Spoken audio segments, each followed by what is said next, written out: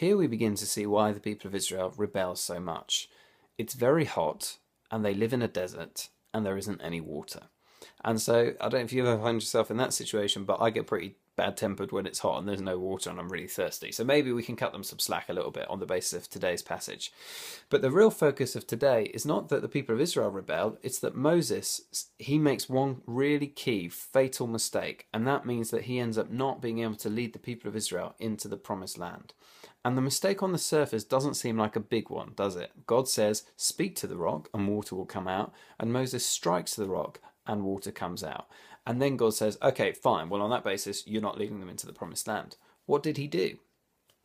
It's important to understand that Moses is the only leader in the Bible up until Jesus, and with Jesus is a whole unique thing going on there, but Moses is the only leader who speaks to God face to face, like a person would speak to a friend in Starbucks. Moses has that unique access to God.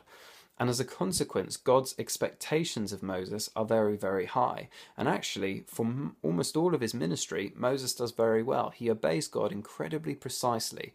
And in this one instance, he chooses not to do that.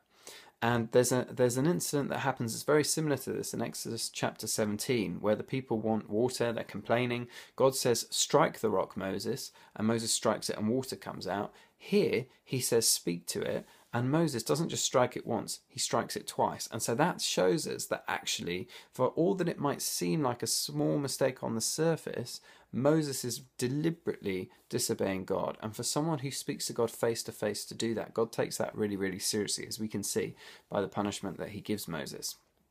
What does it speak to us about today? You and I, we often think, and I do, that the opposite of trusting God is doubting God. In the Old Testament, that actually generally isn't the case. The opposite of trusting God in the Old Testament is trusting something else. So it might be trusting a different god, Molech or Baal or one of the other ones. It might be trusting the power of a political nation. It might be trusting in your own strength. For Moses, it seems like he was trusting in this instance, not God and God's power, but a formula. I hit the rock last time, so if I hit the rock again, then water will come out. And always the invitation is to trust God, the person of God, because at the heart of what we live is a relationship with him. And as John Goldingay, the commentator in the Old Testament, says, in the Old Testament, you can actually doubt God as long as you're doubting the right God. You know, in the Psalms, you can bring your doubts and your questions as long as you're bringing them to the right God. For us today, it's remembering we're called to trust in God, not trust in our strength, not trust in our own powers, not trust in something that worked last time, a formula of some kind, but to trust God Almighty himself. What is he saying to us? What does he want us to do?